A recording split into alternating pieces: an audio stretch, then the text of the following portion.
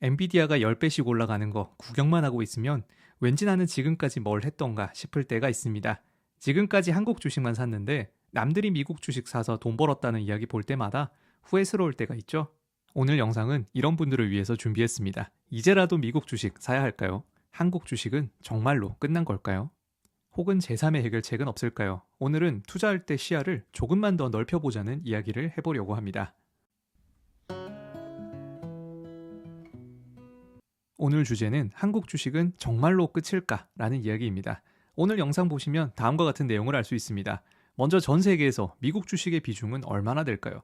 지난 10년 넘게 미국이 대세가 되었는데 지나치게 크다는 말들이 많이 나오고 있어요. 그리고 두 번째가 중요한데 일본인들은 막상 일본보다 다른 시장에 더 관심을 많습니다.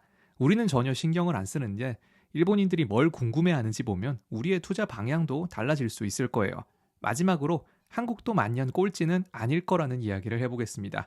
이번에 알게 된 건데 의외로 신흥국 중에서 코스피가 평균보다는 높았더라고요. 먼저 전 세계 주식시장에서 미국의 비중은 얼마나 될까요?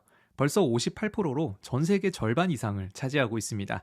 나머지 국가들을 전부 다 합친 것보다 미국이 크다는 거예요. 참고로 얼마 전에 대만이 한국을 역전했습니다. 대만이 1.6%인데 한국은 1.3%밖에 안 되네요. 조금만 더 과거로 가면 확실히 비중이 많이 커진 게 보입니다. 2019년만 하더라도 미국의 비중은 44%로 절반이 넘지 않았었고요. 중국이 꽤 규모가 크기도 했습니다. 특히 중국이 9%에서 3%로 줄어들었는데 그걸 미국이 다 가져간 느낌이에요. 이때만 하더라도 한국은 2%로 전 세계 10위 국가였습니다. 우리나라 주식시장도 꽤 큰 편이었죠. 최근 10년의 수익률을 살펴보면 미국이 압도적으로 높았다라기보다는 계속해서 시장 평균이 높았다라는 게 더 컸던 것 같습니다. 한국처럼 신흥시장이 마이너스일 때 혼자만 플러스인 적도 많았습니다. 의외로 한국이 더 잘 나간 시점도 존재하기는 했었네요. 10년 중에 2번은 그래도 우리가 수익률이 더 좋았습니다. 박스피라고 계속 말은 하지만 연도별로 보면은 떨어질 때는 누구보다 더 많이 떨어졌고요. 의외로 남들보다 더 많이 오른 시점도 존재하긴 했었네요. 이번에는 차트를 조금만 더 바꿔봤습니다. 1999년부터 2012년까지의 S&P 500 차트인데 이렇게 보면 느낌이 어떤가요? 무려 13년 동안 S&P 500도 상승하고 하락을 반복했던 시기가 있었습니다. 이걸 보면 바로 박스피가 생각나죠? 만약에 1999년에 투자한 사람한테 앞으로 10년 정도 지나서 이제는 미국이 대세가 될 거니까 계속 가지고 있으세요 라고 말을 하면 왠지 멱살 잡혔을 것 같지 않나요? 최근 10년 동안은 미국의 승리였지만 과거는 정반대였습니다. 그럼 앞으로 10년은 또 어떻게 될까요? 아까 봤던 걸 이번에는 1999년부터 2008년까지로 한번 다시 바꿔볼까요? 전반적으로 한국이 미국보다 수익률이 더 높았습니다. 특히 1999년에는 IMF가 끝난 직후라 92%라고 하는 말도 안 되는 수익이 나오기도 했었네요. 물론 이때까지만 해도 확실히 신흥국 느낌도 있었고 성장하는 국가의 이미지가 더 크기는 했습니다. 그래도 국가의 본질은 전혀 바뀐 게 없습니다. 오히려 북한하고 관계는 이때가 더 안 좋았고요. IMF 직후라서 망한 기업도 많았으니까요. 그만큼 계속해서 1등은 없다는 겁니다. 코스피도 영원히 올라가지 못할 이유도 없습니다. 일본이 최근에 잃어버린 30년을 극복했던 것처럼 우리도 언젠가는 올라갈 거예요. 오래 걸린 만큼 수익도 크겠죠. 물론 아무도 30년만큼 기다릴 생각은 없겠지만 말이죠. 이번에는 한번 다른 이야기를 해보겠습니다. 우리는 매번 미국이나 한국 말고는 관심이 없어요. 그런데 바로 옆 나라 일본은 어떨까요? 일본인들은 어디에 관심을 가지고 있을까요? 일본인들도 우리처럼 일본은 답이 없다고 말을 합니다.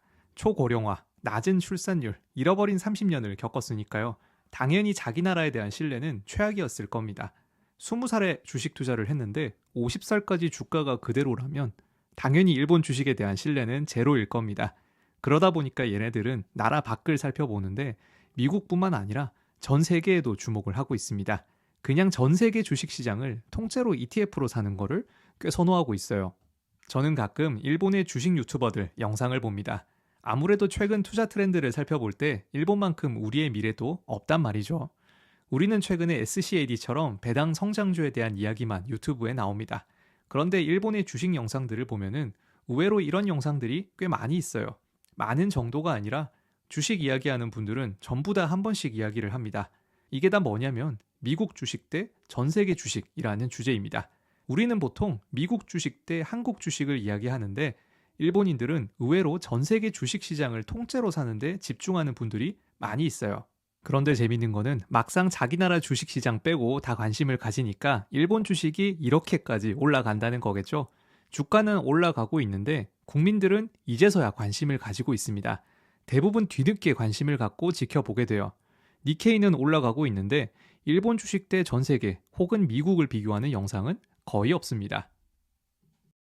결국 이걸 보면 30년 동안 주식시장에 대한 불신이 생기다 보니까요. 지금 막상 올라가더라도 여전히 일본인들은 미국인가 전 세계인가 같은 이야기만 하고 있는 거지 일본 주식시장에 대한 이야기를 잘 안 하고 있습니다. 결국 사람들이 죄다 관심을 버렸을 때가 가장 저평가 상태로 그때부터 주가가 올라가게 되는 거예요. 이미 팔 사람들은 다 팔아버렸으니까요. 지금 한국의 분위기는 어떤가요? 기업 밸류업 프로그램 발표되었다고 하지만 국장의 난이도는 최악이고요. 국내 주식 한다고 하면 비웃는 사람들도 많습니다. 이제는 ETF에서도 해외 주식만 찾는 사람들이 많아요. 그런데 막상 기업 하나하나로 살펴보면 요즘에는 꽤 저평가이면서 배당도 잘 주는 국내 주식이 꽤 많이 보이지 않나요? 물론 누가 뭐래도 국장의 난이도가 상상 초월인 거는 맞습니다. 바로 어제만 해도 드래곤볼 작가 토리야마 아키라 씨가 사망했다고 하자마자 한국에 있는 손오공의 주가가 급등을 했어요. 진짜 이해할 수 없는 일들이 정말 많이 있습니다. 전 이래서 코스닥보다는 코스피에서도 대형주 위주로만 거래하는 편입니다. 주식시장에 영원한 1등은 없고요. 영원한 꼴등도 없습니다. 우리는 코스피에 이렇게 부정적이긴 하지만 개별 국가나 시장별로 하나하나 살펴보면 앞으로는 또 달라질 수가 있습니다. 연간 글로벌 투자 자산별 수익률을 살펴보면 최근 15년 동안 일단 S&P 500이 꾸준히 상위권이긴 했습니다. 실제로 15년 총 수익률도 610%로 가장 높았고요. 그런데 항상 1등은 아니었어요. 당장 2년 전만 하더라도 마이너스 18%로 하위권이었고요. 아까 본 것처럼 꾸준히 하락하는 시기도 있었습니다. 이렇게 한번 비교를 해보면 15년 평균을 살펴보면 S&P 500이 연간 14%로 1등, 소형주인 러셀 2000이 11.3%, 글로벌 주식시장이 7.4%, 전체 평균은 7.5% 정도가 되겠네요. 이번에는 국가별로 수익률을 살펴볼까요? 15년 동안 국가별 수익을 보면 덴마크가 820%로 1등이었습니다. 오히려 미국보다 수익이 더 좋았네요. 최근 엄청나게 올라간다는 일본은 145%로 오히려 하위권이었습니다. 이제서야 올라간다는 느낌이죠. 한국은 어디에 있을까요? 아쉽게도 여기에는 또 없습니다. 선진국이 아니라서요. 한국은 이머징 마켓에 포함되어 있네요. 역시 TSMC를 보유한 대만이 628%로 1등입니다. 대만도 미국보다 수익이 좋았네요. 한국은 어디에 있을까요? 이렇게 보니까 신흥국 평균보다는 높았습니다. 코스피가 최악이었다고 생각을 했는데 의외로 신흥국 시장이 더 형편없었어요. 과거에 잘 나갔던 중국보다도 한참 더 위에 있네요. 며칠 전에 이런 조사 결과가 나왔습니다.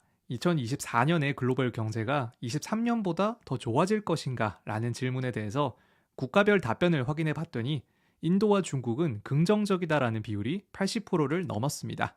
한국은 어땠을까요? 한국은 33%, 일본은 30%로 꼴찌였습니다. 니케이 지수가 사상 최고가를 달성했는데 일본이 꼴찌라는 걸 생각해보면 여전히 자기들 주식시장에 대한 불신이 크다는 거겠죠. 한국도 비슷한 상황입니다. 모두가 시장에서 떠날 때가 주식을 살 때입니다. 우리는 반대로 가야 해요. 오늘 내용 정리해 보겠습니다. 전 세계 주식시장에서 미국의 비중은 50%를 넘기면서 사상 최대치를 기록하고 있습니다. 지난 10년 동안은 미국의 승리였는데 과연 앞으로도 그럴까요? 과거를 살펴보면 미국도 힘든 시기가 많았습니다. 또한 현재 비슷하게 일본의 주식시장이 잃어버린 30년을 끝내고 사상 최대치를 기록하고 있는데 여전히 일본인들은 자기네 시장에는 관심이 없고요. 불신이 팽배합니다. 항상 제가 말하지만 남들이 팔 때가 내가 살 때입니다. 남들과 거꾸로 투자해야만 돈을 벌 수 있다는 걸 꼭 기억하셨으면 해요. 남들하고 거꾸로 간다라는 건 당연히 외롭고 힘듭니다. 모두가 A라고 할 때 나만 B라고 하면 당연히 욕도 먹고 스트레스를 많이 받게 돼요. 그래도 그런 사람들만 결국에 수익이 난다라는 걸 꼭 기억하셨으면 합니다. 앞으로도 저와 함께 거꾸로 역발상 투자를 해보고 싶으시다면 구독과 좋아요 꼭 부탁드리고요. 다음 주에도 즐거운 쇼핑 시간 되시길 바라면서 다음 시간에 또 뵙겠습니다. 감사합니다.